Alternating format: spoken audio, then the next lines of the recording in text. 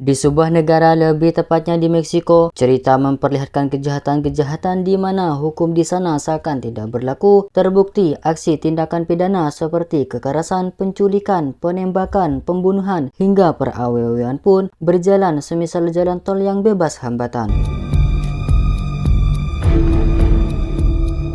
Dan kisah pun bertuju kepada seorang ayah bernama Sean, yaitu seorang mantan marinir yang mencari keberadaan hilangnya sang putri bernama Lake. Pesan terakhir dari sebuah teleponlah satu-satunya petunjuk terakhir untuk mencari hilangnya si keberadaan.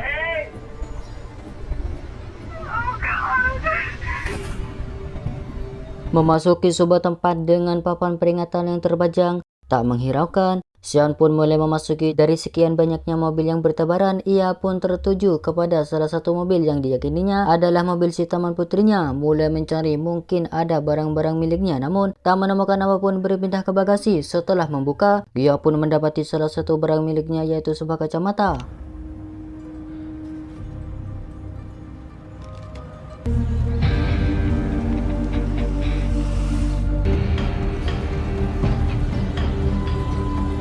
Kantor polisi pun ia masuki untuk memberitahu apa yang didapatinya barusan. Di tempat kejadian, terkejutnya Sean, mobil yang tadi dilihat dengan mata kepalanya sendiri pun menghilang, meyakinkan si polisi bahwa apa yang dikatakannya memang tidak berbohong. Tetapi bukannya mempercayai, malahan polisi tersebut seakan tidak peduli akan apa yang dialami oleh Sean dan menyuruhnya segera meninggalkan karena memasuki tanpa perizinan.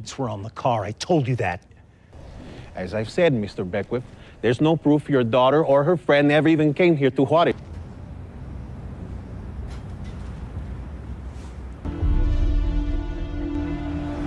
Menaiki mobilnya untuk pulang, tak lama mengemudi, ia pun tiba di kediaman dengan pagar yang mengelilinginya. Memasuki rumah,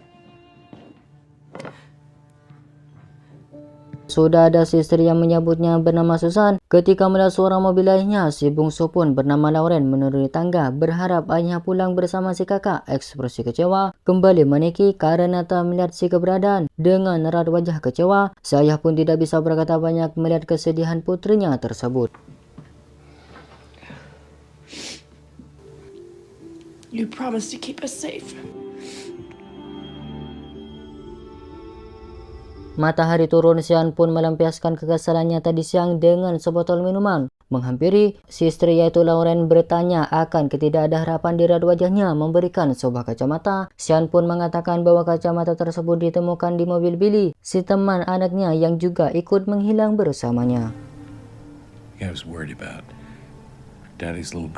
Ia pun mulai menceritakan kejadian tadi siang hingga sampai ketika bercerita tentang si polisi. Sean pun beranggapan bahwa oknum polisi tersebut juga ikut terlibat akan hilangnya si putri mereka dengan ketidakpercayaan sang istri akan apa yang didengarnya. Right?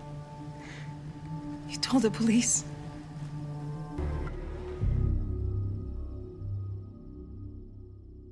Keesokan harinya, sebuah mobil pun mendatangi kediaman Sean, keluar dan bersalam sapa dengannya. Bernama, panggil saja Ricky, rekan marinirnya dulu. Mereka berdua pun membicarakan tentang hilangnya si Lex. Si dia pun menawarkan bantuannya dalam menyelesaikan masalah ini, namun masih belum diia atau tidakkan beralih ke tempat lain.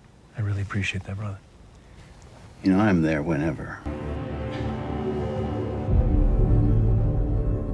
Di sebuah bangunan, Sean pun menemui seseorang konsul jenderal bersama dengan ayahnya Billy. Seperduduknya, si dia pun mengatakan ikut prihatin atas hilangnya putri mereka dan juga kasus seperti ini bukan kali pertamanya. Setidaknya ada 400 kasus orang hilang. Si konsul itu pun mengatakan bahwa dia tidak bisa berbuat banyak dikarenakan sebagian besar pihak berwenang bekerja sama dengan kartel Juarez, yaitu hubungan antara beberapa kelompok berjuluk Los Mercenarios.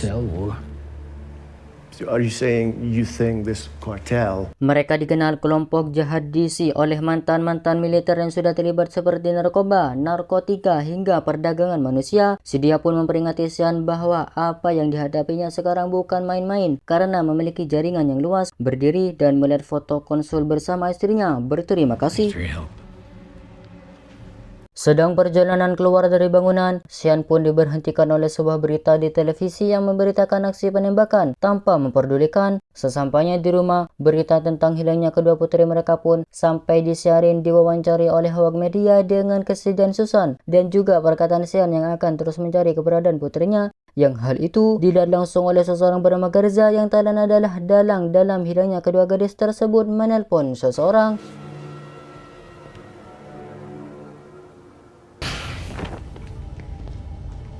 Di markas mereka, kedua orang pun diinterogasi yang ternyata mereka berdua adalah orang yang telah menculik Lake dan Billy. Si dia pun marah karena telah menculik seseorang tanpa mengetahui latar belakangnya dulu dari salah satu korbannya yaitu Sean, seorang mantan marinir. Jadi jangan salahkan dia kalau berurusan dengannya. En eso sí elegiste bien. Tak ingin ambil resiko, Garza pun memerintahkan kepada bawahannya bernama Carlitos untuk segera menghabisi si dia beserta keluarganya dengan kenalannya yang sudah mengintai kediaman Sean. Setelah menembak salah satu dari dua orang tersebut, satunya pun diberitakan ikut dengan membawa kepada Sean sebagai penebusan atas kesalahannya.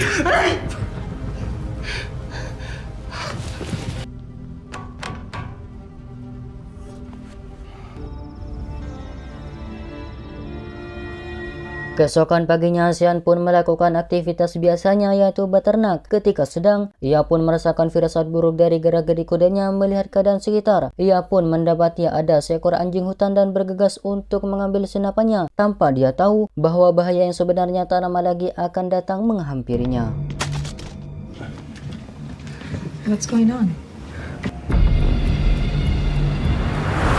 Sebelum menuju, mereka semua pun berhenti untuk menanyakan keadaan sekitar. Si dia pun mengatakan bahwa dalam keadaan aman dan telah menaruh alat yang dari alat tersebut. Orang-orang di dalam area rumahnya Sean tidak bisa melakukan panggilan, kecuali memang orang-orang si Carlitos. Beralih ke Sean dengan senapan di tangan, ia pun mulai mengarahkan ke anjing hutan merasa heran.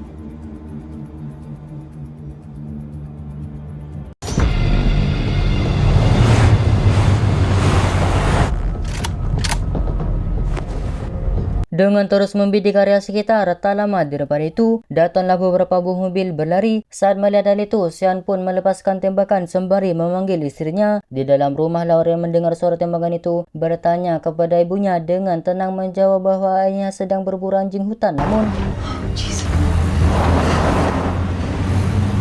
mencoba memanggil bantuan tapi tidak menghasilkan. Dengan Sean yang terus melakukan tembakan di dalam rumah, ia pun menyuruh keduanya bersembunyi di lantai atas dengan para peluru yang menghujani sekediaman. Mencoba kembali tapi hasilnya tetap sama. Di lain tempat, seorang sheriff pun menerima panggilan akan aksi penembakan di rumahnya Sean yang masih belum diketahui siapakah orang yang memberitahunya.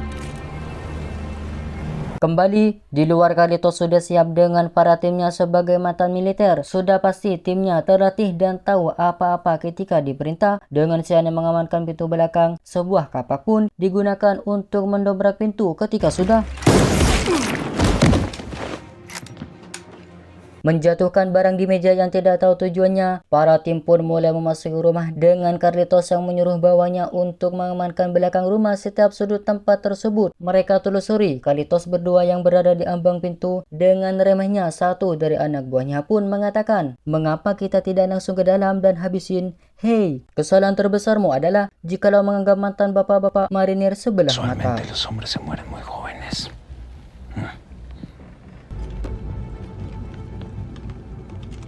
Salah satu dari mereka pun menaiki tangga yang sudah ada Susan dan Lauren bersembunyi di balik pintu kamar. Mendengar bunyi-bunyian, si dia pun mulai menghampiri dan mengarahkan senjatanya tepat di depan pintu kamar tersebut. Juga mereka berdua yang berganti sembunyi di balik lemari. Semakin dekat melangkahkan ke depan, tetapi beralih ke bawah kita akan tahu alasan mengapa Sean menumpahkan barang-barang di meja itu sebagai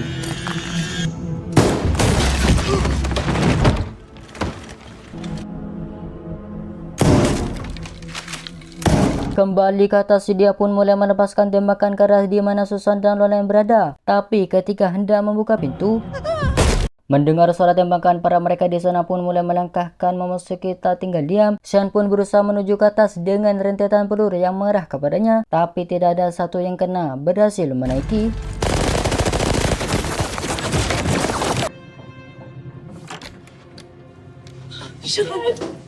Sean pun mengambil senjata yang tersimpan di tempat mereka berdua bersembunyi. Si Carlitos pun menyuruh kepada si dia untuk ikut naik bersama dengan yang lain ketika salah seorang menaiki tanpa berpanjang lebar.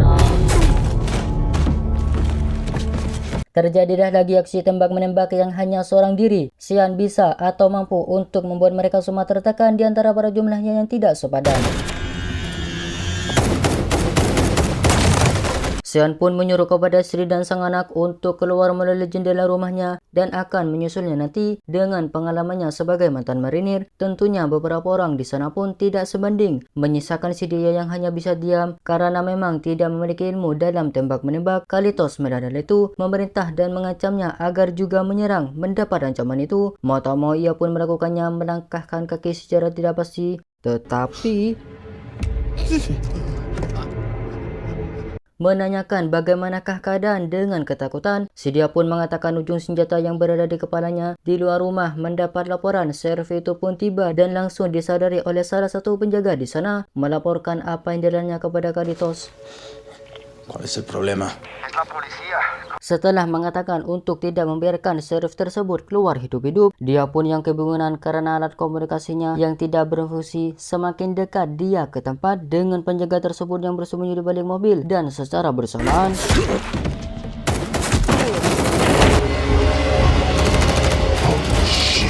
terjadi lagi aksi tembakan di luar maupun dalam keadaan di luar yang sedang bayuan, yang salah satunya dalam keadaan tidak siap, yaitu si polisi. Nampak mobil si sheriff yang berhenti dengan si dia yang menghampiri, mencari-cari di manakah dia bersembunyi. Namun setelah menembak si dia, juga Kalitos dan yang lain tertekan oleh serangan yang hanya Sean seorang. Si dia pun mengambil sebuah granat, membuka pinya dan langsung melemparkan ke tempat Sean berpindah posisi. Sean pun langsung turun dari atas sana menemui istri dan juga anaknya. Di sisi lain, bangunan sheriff itu pun terus saja dengan sebuah shotgun di tangan. Ia pun mengarahkan senjatanya tersebut di mana musuh berada. Lama mereka dengan aksi tembak-menembaknya.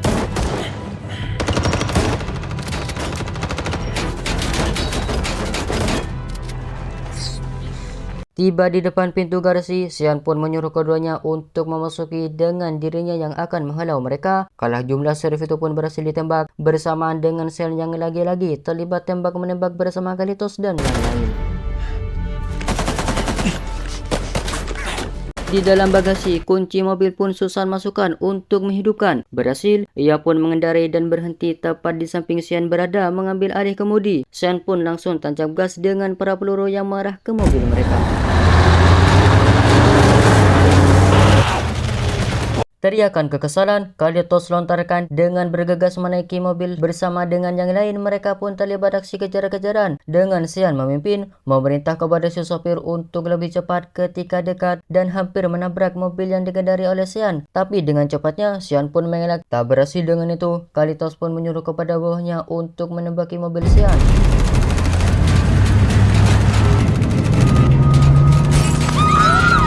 Tidak sebentar mereka kejar-kejaran dengan Sean yang jauh di depan. Ia pun memberhentikan mobilnya dan keluar dengan sebuah pistol di tangan. Sean pun menunggu dan mengarahkan ke arah di mana mobil Kalitos akan datang tanpa berpikir panjang.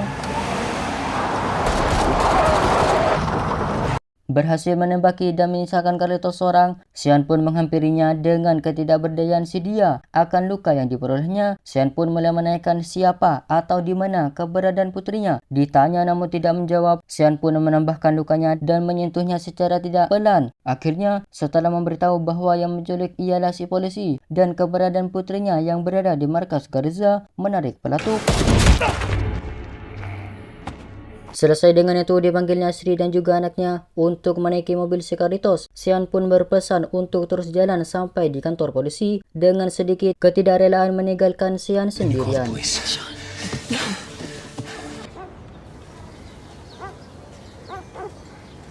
Menelpon seseorang yaitu Ricky. Sean pun menerima bantuan dalam menyelesaikan masalah ini dan mulai menceritakan apa yang terjadi kepadanya. Bertemu di suatu tempat, Ricky pun tiba. Ia pun memberitahu identitas atau lokasi Garza ini tinggal. Informasi seperti ini tentunya tidak sulit baginya. Ia sebagai mantan marinir membuka bagasi.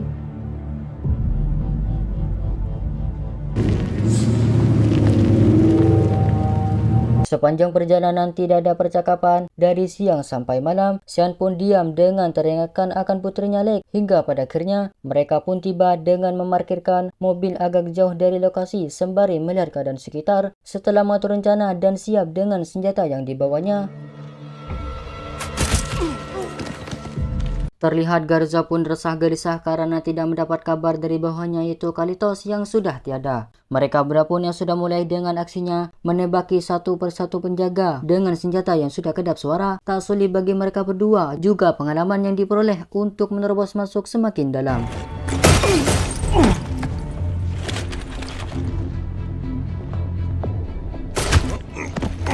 Walaupun sudah berhati-hati agar si mereka tidak menyadari kedatangannya, namun gagal karena satu dari penjaga melepaskan tembakan yang membuat salah semua dari mereka pun menyadari, termasuk Garza yang berada di lantai atas agak-agak cemas.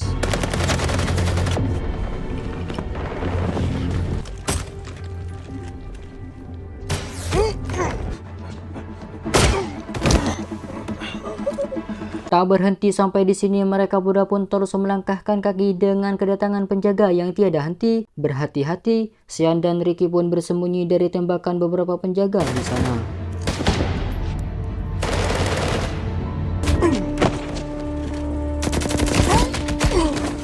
Selesai dengan itu, mereka berdua pun masuk semakin dalam dan terlihat para penjaga yang sudah tidak bermunculan berpencar antara Sean dan Ricky. Garza sendiri yang sudah bingung campur panik karena tak kunjung mendapat balasan dari bawahnya dan secara tidak terduga Don't move. Drop it. Drop it. mendapatkan ancaman. Garza pun mencoba bernegosiasi dan menyogok Ricky. Mau harta, tahta, semua akan kuberi, tapi semua itu tak mampu untuk menyelamatkanmu dari pembalasan. Bersamaan dengan datangnya Sean, ia pun mulai menanyakan di manakah putrinya berada. Dengan emosi yang sudah tak terbendung, dipukul, Garza pun jatuh terhuyung.